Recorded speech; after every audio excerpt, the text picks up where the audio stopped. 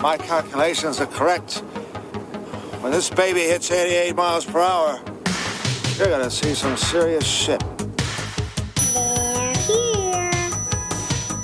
Do you really think you have a chance against us, Mr. Cowboy? Yippee-ki-yay, motherfucker. It's showtime.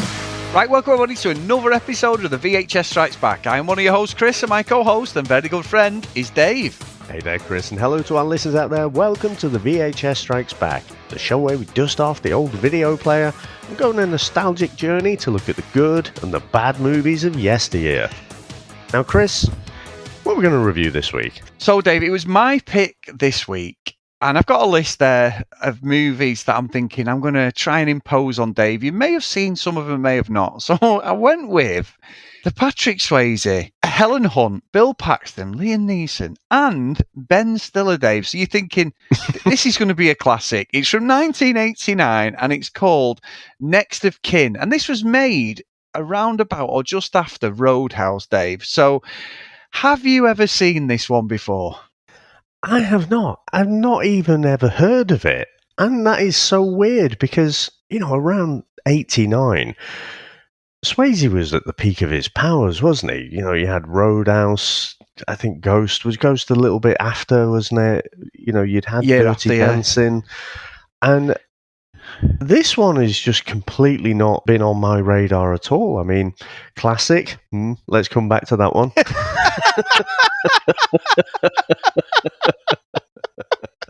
But no, I'm actually delighted you picked this one. This is a fucking cracker to pick, Chris, because the cast is unbelievable. Because it's got one of the Baldwins as well, isn't it? Which Adam Baldwin.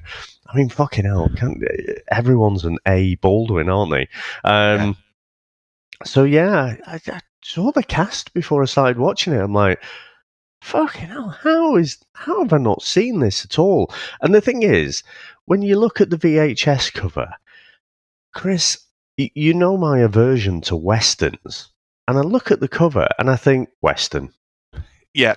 I agree. And everything. And I didn't look at the synopsis or description or anything. And so I'm thinking I'm walking into, you know, some kind of late 80s Western. And I'm like, yeah, this would be... If I saw this in the video shop, I would just scoot on right past it. I just would not be interested. It's like fucking North and South or something like that. I just wouldn't be interested. So it makes sense to me why I've had a bit of a blind spot for this one. But I had no idea it's basically fucking hillbillies versus the mafia, isn't it?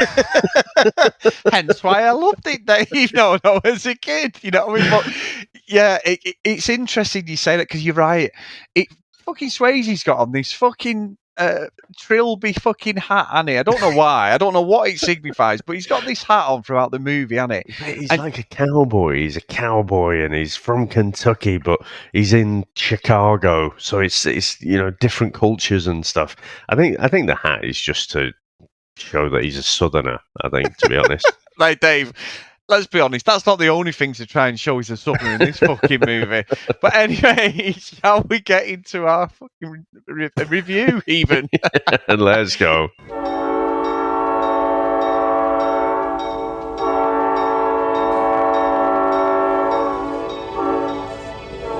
Love you. You believe in hereafter, and you know what I'm here after.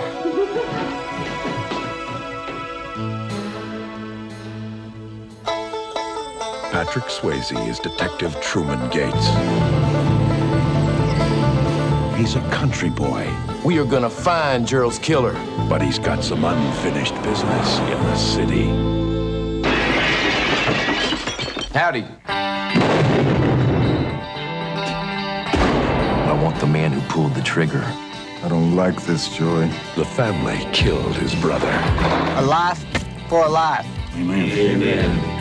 but they never counted on his next of kin. You mess with my brother, you mess with me. Settle this. Now. Anywhere we want! When these boys head for the city, someone better head for the hills. We ain't seen bad yet, but it's coming. Next of kin. Truman Gates, a former US Army airborne ranger raised in Appalachia, migrates to Chicago to become a police officer. Married to Jessie, who is pregnant, he has made the transition from hillbilly to respectable lawman. Now, Chris, what do you reckon to the opening of this movie? Well, Dave, I have stitched myself up on numerous occasions recently when it comes to fucking movies. And this one is a fucking doozy. I have absolutely ruined and wasted my fucking pick. Well, other than me and you talking about it, because I can't wait to hear your opinion. But this has got some of the worst Southern accents I have ever seen in a movie. Bill Paxton's fucking Southern accent, Swayze, Liam Neeson, he's not going full Sean Connery in fucking Highlander playing a fucking Portuguese or whatever he's fucking thinking, but he's still got his Scottish accent. He does try, but my fucking God. This movie's shot like a Channel 5 or a Hallmark movie. It's proper. I mean, 12 million budget, 15 million it made, says it all.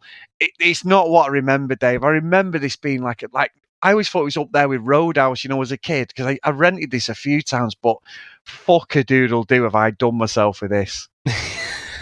Well, Chris, I don't actually think it's that bad, but it threw me a loop at the start because you open up and basically you've got these cops and they're all a bunch of Chicago arsehole cops, aren't they? They're trying to...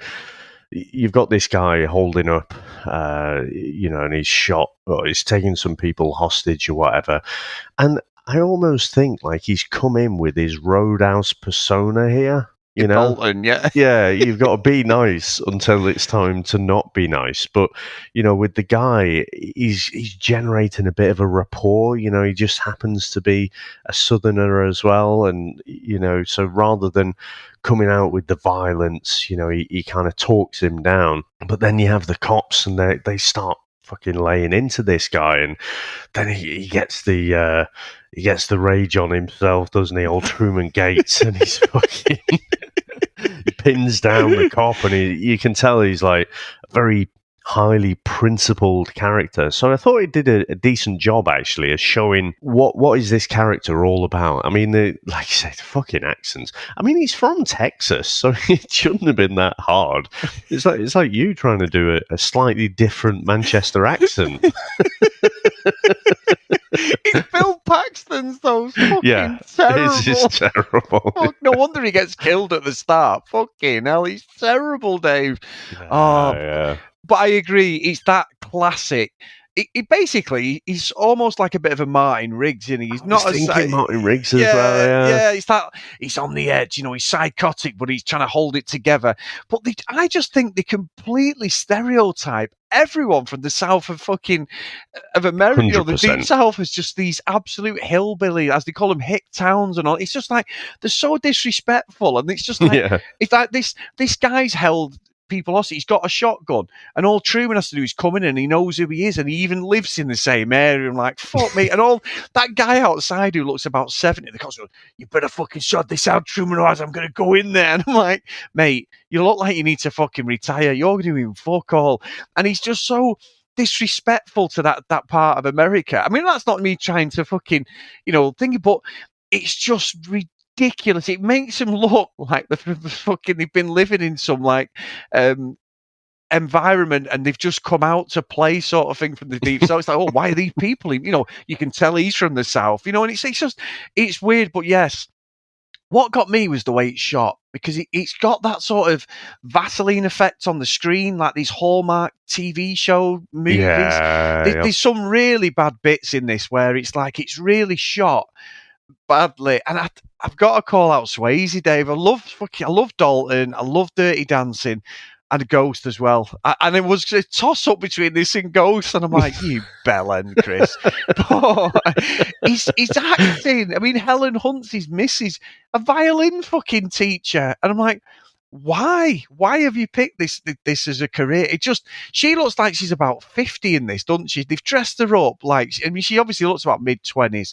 Yeah. She looks proper old. But the whole premise of it is obviously Gerald, his younger brother, who he has a dialogue bit with, and Gerald drops in there about Briar, who's Liam Neeson's character. He goes, it's like being in between two superpowers, because they're both big macho guys, and this Gerald gets a job at like the slot machine things, and then from nowhere, the main gangster, this Joey Rossellini, who's under Papa John, Dave, kept thinking of pizzas all the way through. I've got to be honest. Papa John, Isabella, this Papa John's near my house. And they just decide to go and hold up this fucking truck, put 2-car deep mafia. One of the heads of a mafia gang is not going to chase after a fucking a Luton fucking van that's got nothing in it anyway. There's nothing in the back of it.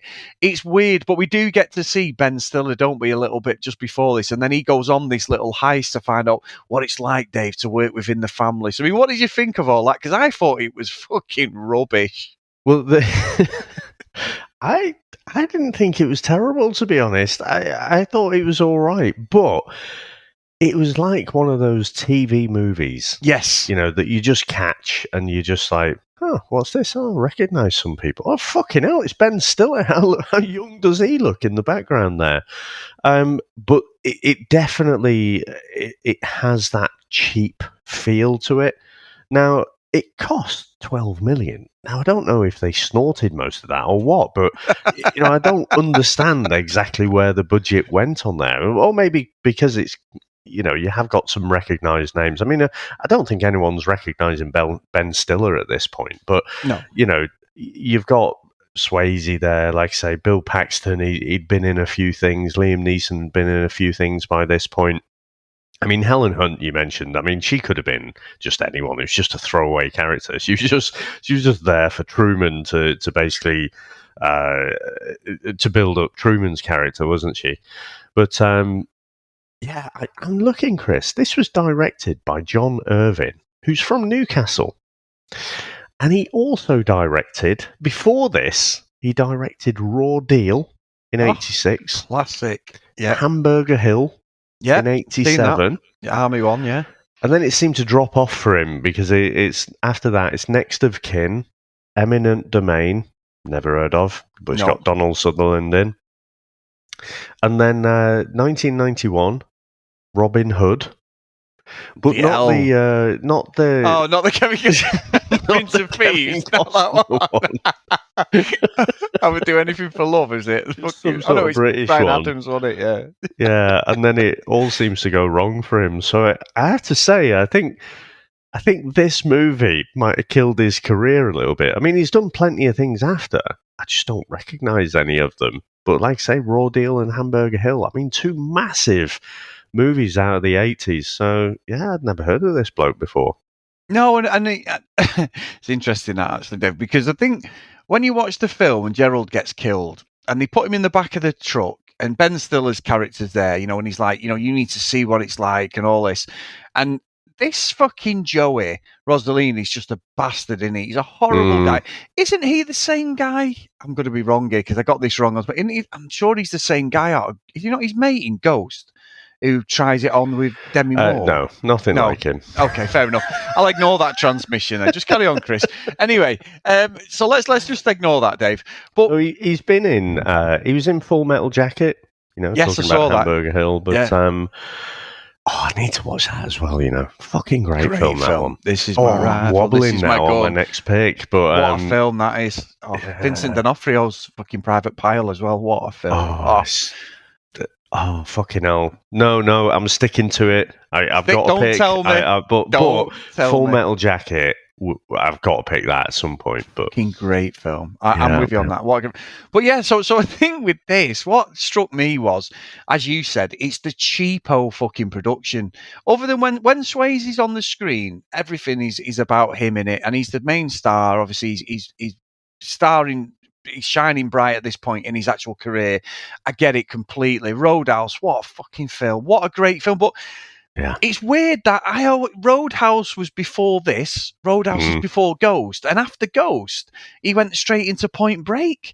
It's like, what different characters he played, completely different all over the place. But yeah, this Joey Rossellini, he just chews up the scenery, doesn't it? He's the fucking, the hammiest gangster. And I think what I struggle with is when he gets killed and they go back to, like, Kentucky for the funeral and everything, and she's there playing the violin for the family because she's a violin teacher. It's fucking Liam Neeson's character, Briar. Oh, it's brilliant. Fucking shit, isn't he? He's like trying. He's got very little words because he's trying. He obviously can't do a deep South accent. He's trying not to throw his Northern Ireland accent out there, but it comes through, doesn't it, Dave? It comes through. And he's got the beard. It's almost like an Amish beard. He's got the beard there, everything. He looks all disheveled, doesn't he? And he's like the oldest one, and they've had this big falling out. And honestly, I was just like, this is as cliche as you can get, but some of the dialogue is fucking rubbish. The dialogue is terrible at times. Some of the shit that Swayze says is rubbish. I think one of the greatest crimes that this movie commits is more by the costume design and stuff, or not the costume. Let's face it, Swayze's hair, right, is legendary. In fucking Roadhouse, in Dirty Dancing, it's just amazing. You would chop off your right arm to have hair like that back in the day. But in this, it just looks shit. And even from the front, I think whatever he's doing with it, it doesn't look good. Maybe it's the hat hair thing going on, but it's the fucking rat tail ponytail. It looks like Rodney out of remember Rodney and Delmo? He got the stuck on fucking ponytails. You think Cassandra thinks he's a rat? You're right. You messaged me, and I'd forgot. And he's a bit where he's got like a little rat's tail, but then he's got like a bit hanging down underneath as well. And I'm like, what is going on here? The only time his hair looks any good, which looks a bit Point Breaky, Roadhouse, is at the end, because he's got it over his eyes, that Johnny look out of Dirty Dancing. He's got it when it's slicked back, because obviously the year later in Ghost, he has it a bit shorter, doesn't he? And he's got it slicked back. But fucking hell, Dave, I'm with you. It looks off-putting, isn't even a fucking word. It's terrible. But when Liam Neeson shows up, I mean, we'd watch Krull, hadn't we? And Liam Neeson's there, and he's just in the background. You're like, oh, fucking hell, it's Liam Neeson, before he got famous kind of thing. I'm thinking I'm setting up for the same thing. I'm thinking Liam Neeson, oh, right, he's there, but, not really done much. And then I'd messaged about, Swayze's hair, and you'd messaged me back like, Briar Gates is a legend. And I'm like, Brian Gates? Who the fuck's Brian Gates? I'm like, who's that? Like Liam Neeson. I'm like, this was before, like literally about 5 minutes before he appeared on the screen. So he appears there and he's off to the side, isn't he? He's not even in the centre shot. So I'm thinking, just nice little cameo for him. So it was a big surprise when he turned out to be fucking John Matrix. Fucking John Matrix, Crocodile Dundee. He's fucking, he's fucking everyone in it. John Rambo. It's ridiculous, Dave, isn't it? It's absolutely ridiculous. But you know what, Chris? I didn't hate it, and what I liked was, up until this point, you just see Swayze. So Truman Gates, he's just a cop. And he seems to be good at his job. He seems to want to do the right thing. But when he's contrasted to his brother, Briar, I think it makes it more interesting. Now, what I'd say is this movie could do... If this was 90 minutes, the old famous 90-minute sweet spot, I think this would be a lot better movie. I think it's quite slow in places. But when you have those interactions between Swayze and Neeson, I think it actually gets better. And you see the way, I mean, come on, it's a trope that's been done for ages. But between these two pretty legendary characters, Swayze wants to play it by the book. He wants to get evidence. Whereas Liam Neeson is just looking to take everyone out, like, say, John Matrix style. And I'm like... I quite like this, and you can see that there's a history there as well. They obviously have this antagonistic relationship between each other. But then when Truman tells him about, oh, you're going to be an uncle kind of thing, it's like a sweet little moment between them, beneath all of this bravado. So I know I'm probably surprising you a little bit, but I kind of liked it. Well, it's interesting because I'll give you that. I will give you that. When we get rid of all the slow shit in the movie, I think you've hit on a very good point there. There is good bits in it. I mean, I love the Mick Dundee bit where he's jumping from train to train. It's fucking brilliant. Liam Neeson, and it is Liam Neeson. He's on top of a train there in Chicago. Yeah. Obviously, I don't know. They must have been, maybe they're going a bit slower than what was advertised. But there's a bit before it I'd be pissing myself because when Briar goes to the city, there's no real understanding why, he hasn't really said, he said to Truman, we need to go and kill these people, eye for an eye, tooth for a tooth and all this, and there's this blood oath and that. But he gets an apartment, and the guy who runs the apartment, who's been in loads of films, like, he's got a comical face and everything, he's an old bloke. No one knows who Briar is. And fucking he knocks on the door, and fucking Briar grabs him and throws him in the room, like, shut the door. And I'm like, why? The gangsters don't even know who you are at this point in the movie. Why are you bothered? And he's looking out the window like they've got assassins with sniper rifles. I'm like, but you've not done anything. They don't even know you're in the fucking city of Chicago. Why are you so on edge? It made no sense to me, that bit. But I do agree, when the action ramps up, it does go full on John Matrix, Lethal Weapon. That is some of the redeeming qualities. However, I do think that, like, when they have, it reminded me a little bit of 48 Hours, like where they hate each other and then all of a sudden they have a fight and there's that bit of respect, isn't there? Because when they have the Weapon as well. Lethal Weapon, yeah. So when they have the fight in the bar and nobody I know he's a copper, but no one says anything. They wreck the fucking stage. There's a drum kit wrecked. They're fucking levering each other.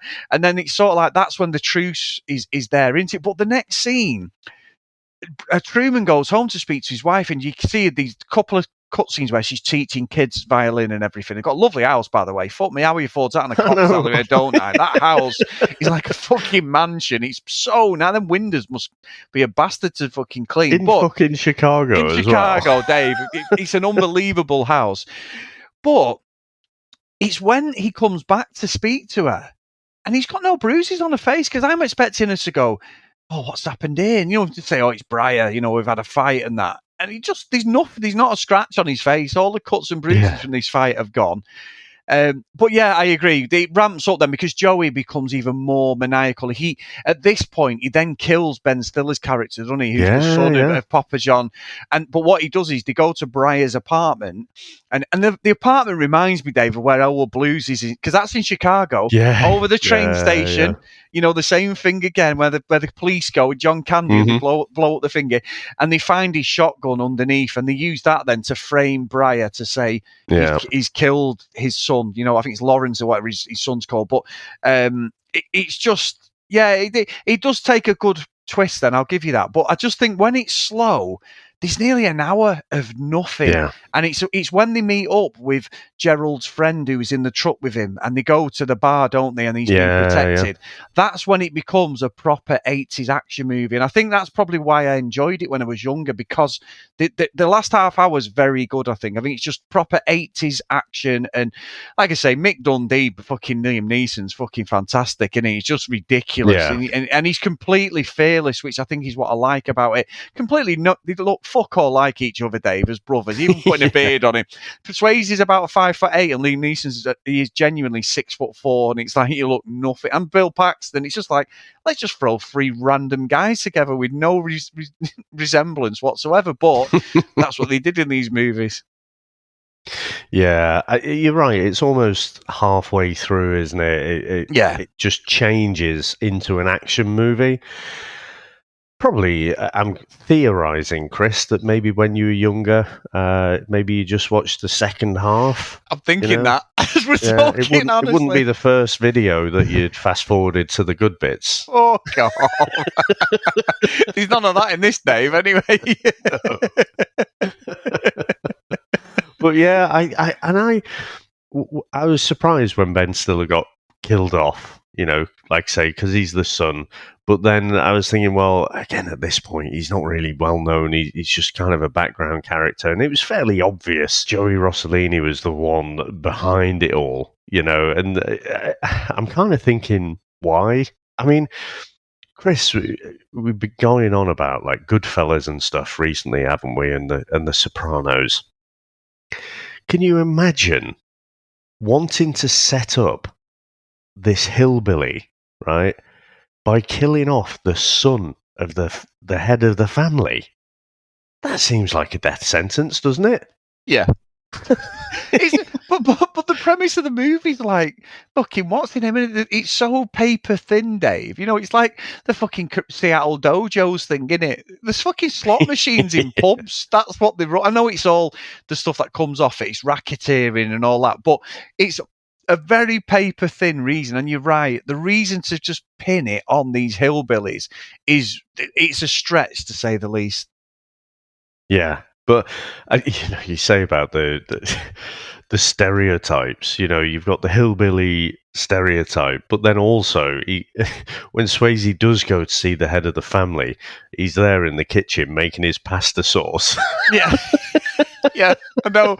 Oh, that is cringe. When Truman goes in that barn, all the old blokes are playing dominoes and cards and that, and he's like, "Hey, yeah, are you gambling?" And then they're just like looking at him like, "Sure, you fucking dick," you know. And then he gets that guy's like IOU thing or slip or whatever, and he's like, "Oh, where is?" And he's ripping it up, and he's like, "Where's Papa John?" And then he comes, like you say, fucking pasta. He's making your tomato sauce, and it's so. I mean, he looked menacing, doesn't he? He does look like a proper. I mean, I've seen him in loads of stuff. I think he was in The Godfather, but he was genuinely a menacing looking gangster, and he's a wily old guy who's been round the block. And then what happens is he realizes that something's up with this, because with Lawrence being killed, he realizes that. He's like, well, why would they kill him? He's got the shotgun, you know, he's crying, he's like, go and kill him.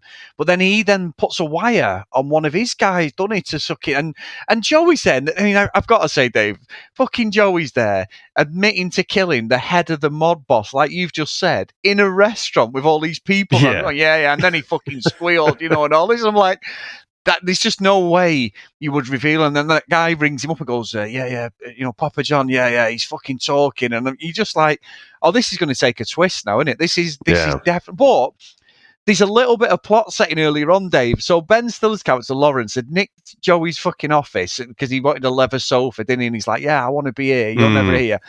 But there's this little bit of fucking plot setting where they're putting CCTV up, aren't they, in their fucking like base in this little warehouse. Dave, I'm not being funny. You watch stuff now on Facebook and they go, have you seen this man? And it's about as pixelated as you can fucking see in 2023.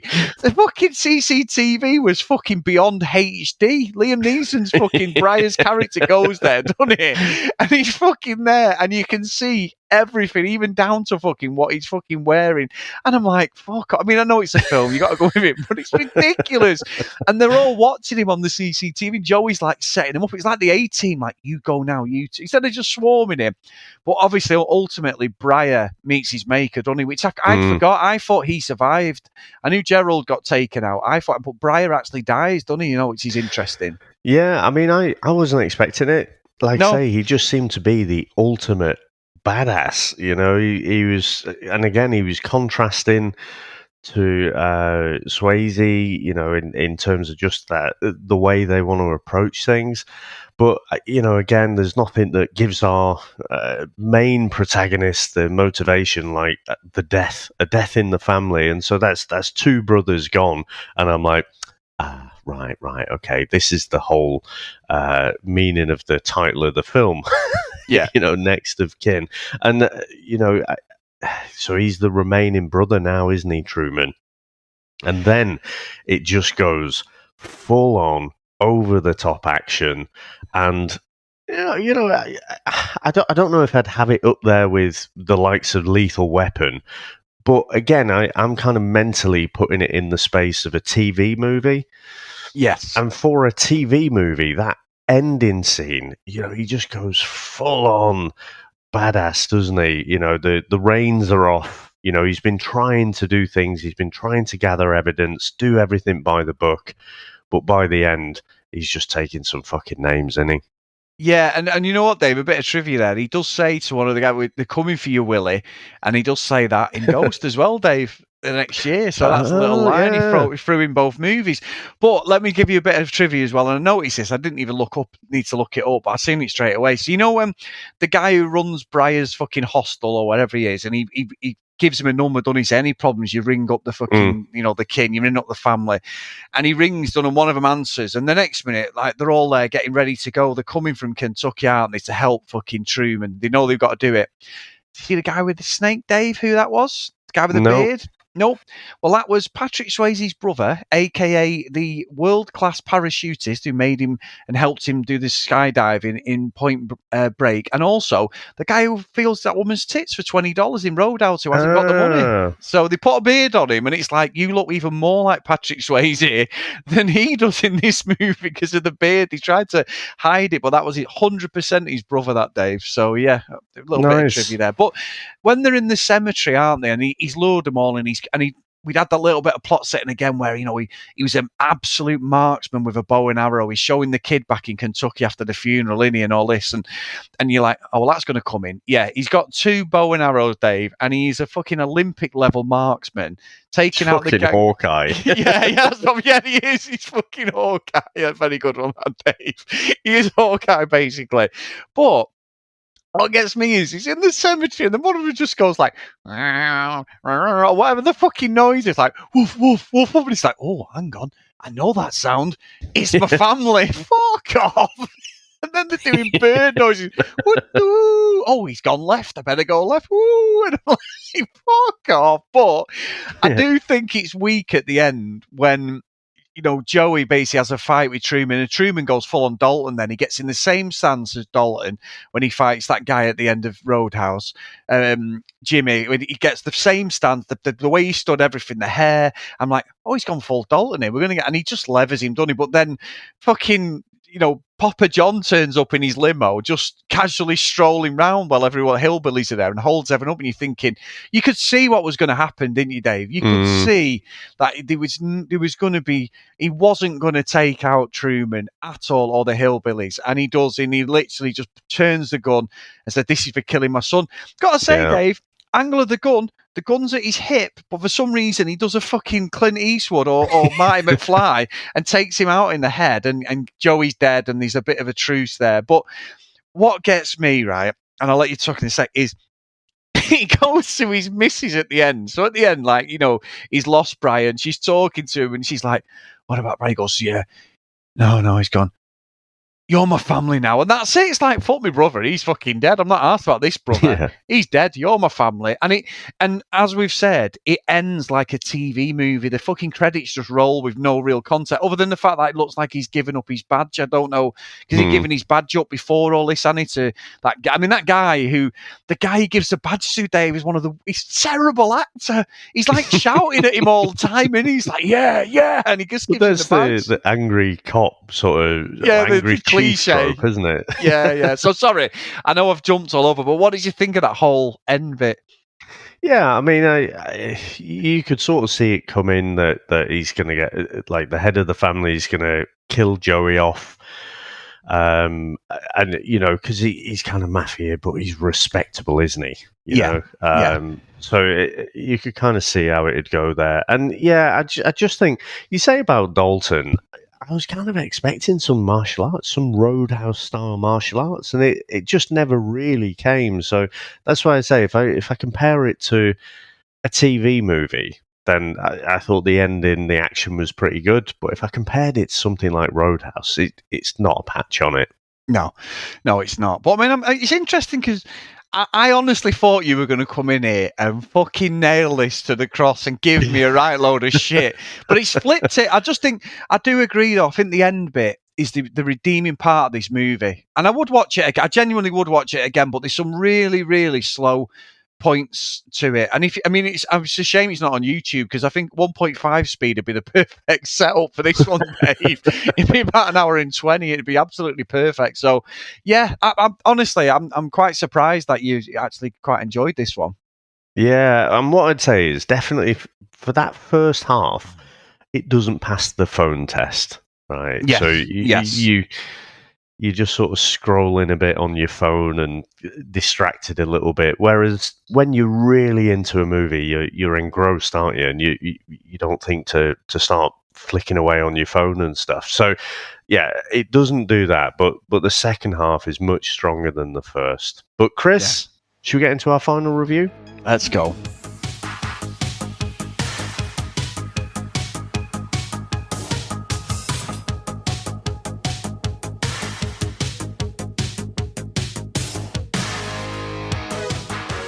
though, Dave, I need to have a serious talk with myself here. Really think when it's my pick, because I'm running out of fucking good ones. It's Good just, ones. well, yeah. Even any which way but loose was fucking called into question, wasn't it? So, no, I think this has just got some really slow bits to it. I love Swayze, and he's a great sort of action star, really.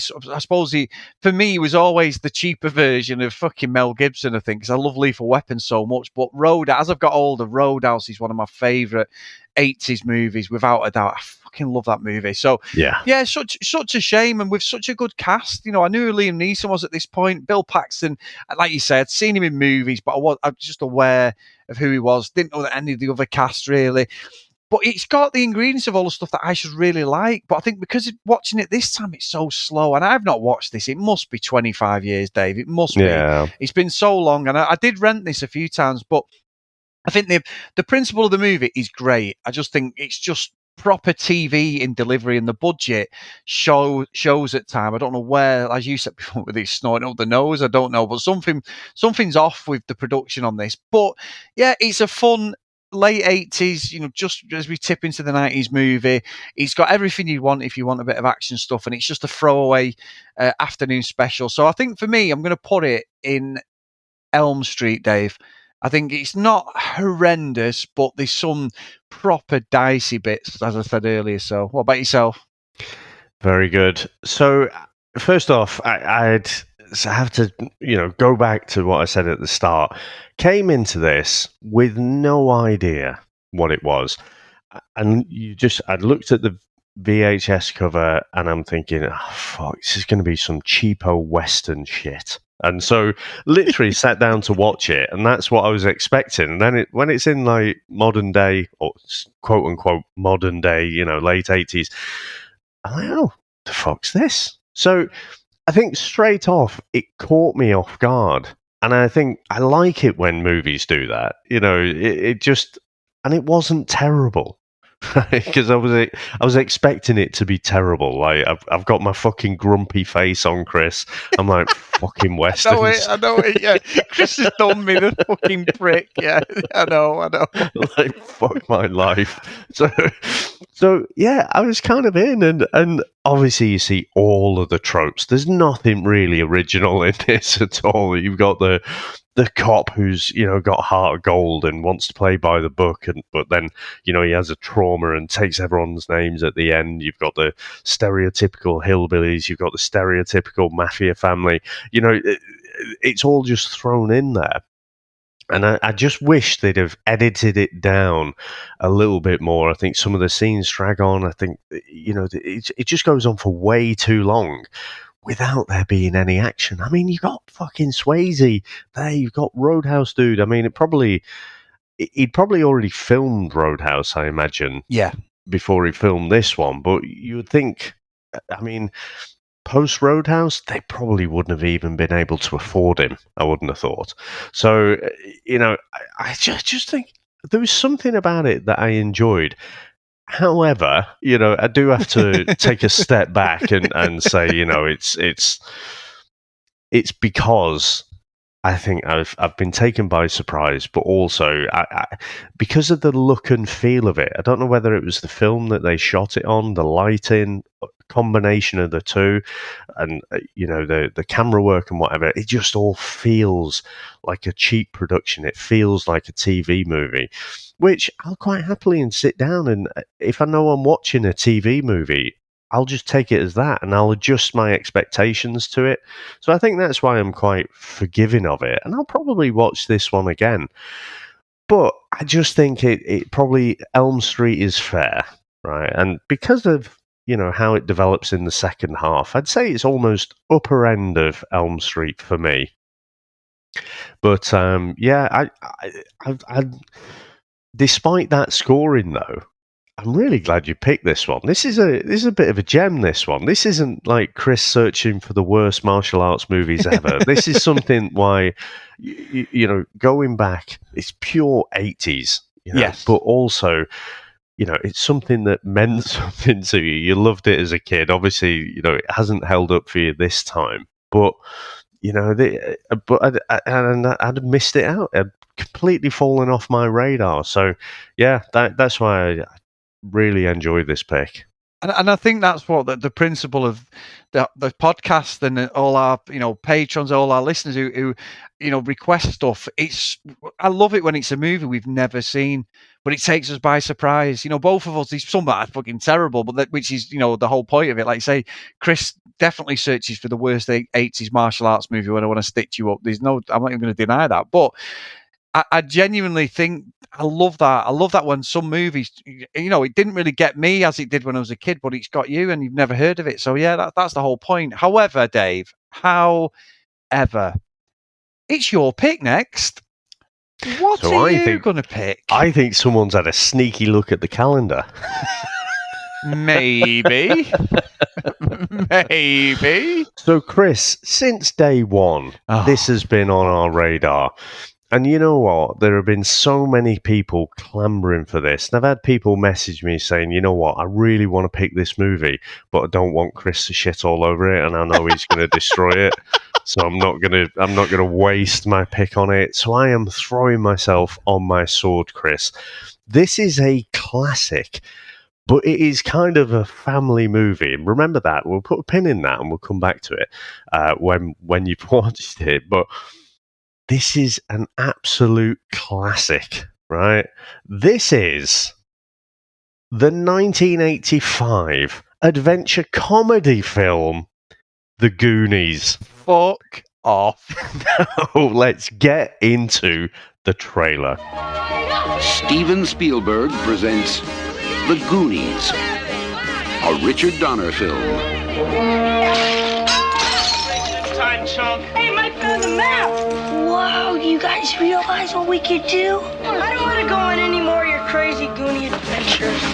Meet Mikey, I gotta go to the bathroom. Brand, Andy, Shame. Come on, Brand. Slipper the tongue.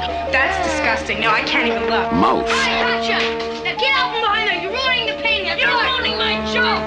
Stephanie, Data, Body bender. Guys, isn't that neat? and Chunk. It's locked. Thanks, Chunk. They call themselves The Goonies. They've stumbled onto a legend, but they're not alone. Chunk, I hope that was your stomach. No. That's the it. Sounds like Kong. Discover what they uncover. It was full of rubies and emeralds and diamonds. The lost map. Oh, Chris started the tunnel. The secret caves. Hey, Mikey! You can hear me! Run! Run! They're coming after you! Jungle! The hidden clues. Mikey! The treacherous traps. Hello, Sheriff. I'm at the Lighthouse Lounge, and I want to report a murder. Just like that last prank about all those little creatures that multiply when you throw water on them. Take the oath. They're here! Somebody's coming! Join the adventure. As Steven Spielberg presents The Goonies, a Richard Donner film.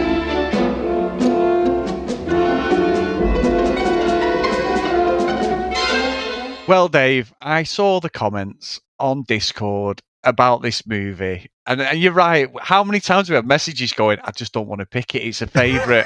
Chris is just going to shit in it. Well, I tell you what, I'm going to have my barrels ready if it's fucking terrible. Because don't forget, the only thing I struggle with these sort of movies is when you're watching them for the first time. I'm 44 years old now, Dave, so it's difficult to sort of differentiate into it and go, oh, what would I have thought of this when I was 10 years old or whenever at 85 I would have been 7. So Yeah, I know about the truffle shuffle, Dave, as I said, because people used to say it to me when I was a young chubster. When I was younger, Dave, as you pissed your pants when I told that story previously.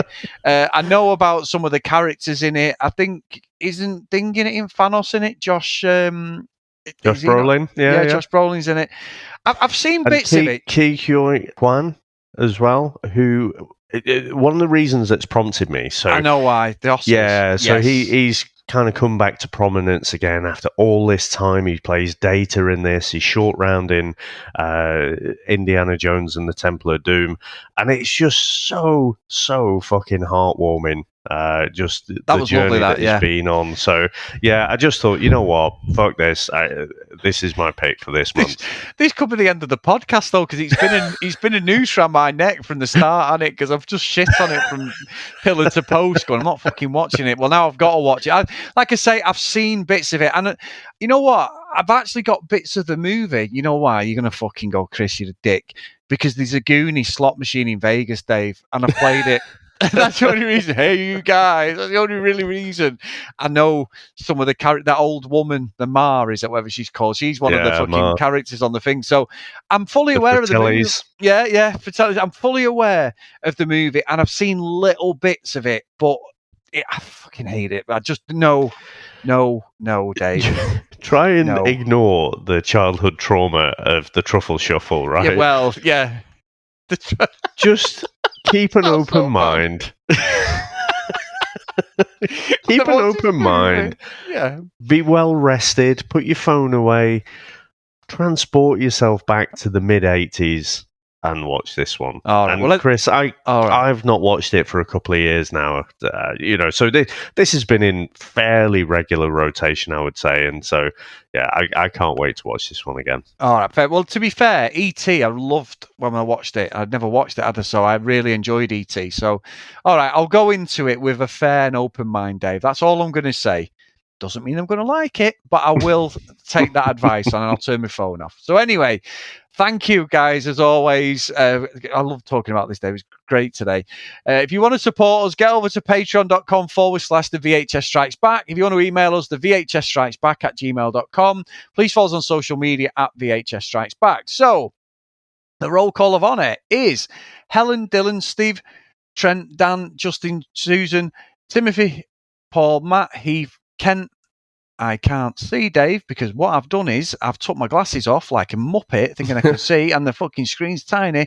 So we'll say Kent, Lucky Lulu Green, Herb Jacks, Matt Blake, John Hammond, and Mr. Tony Farina. So thank you so much, guys, for all your support.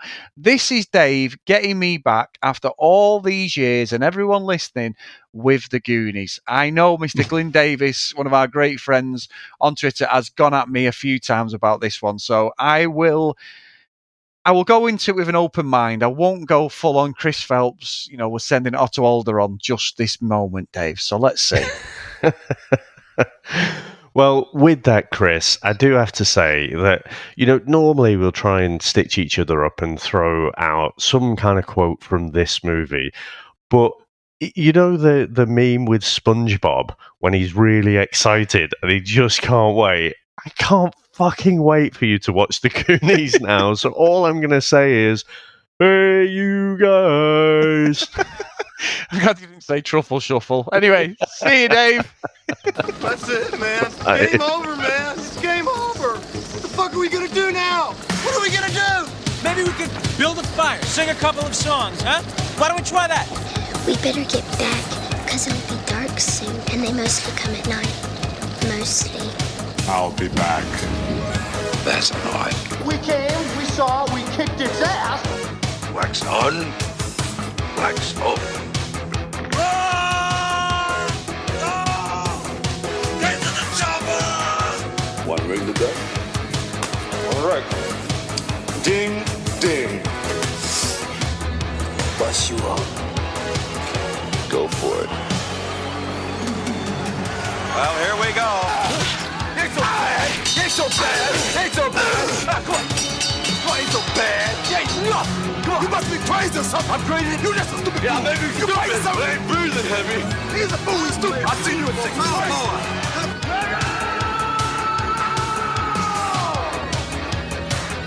I must break you.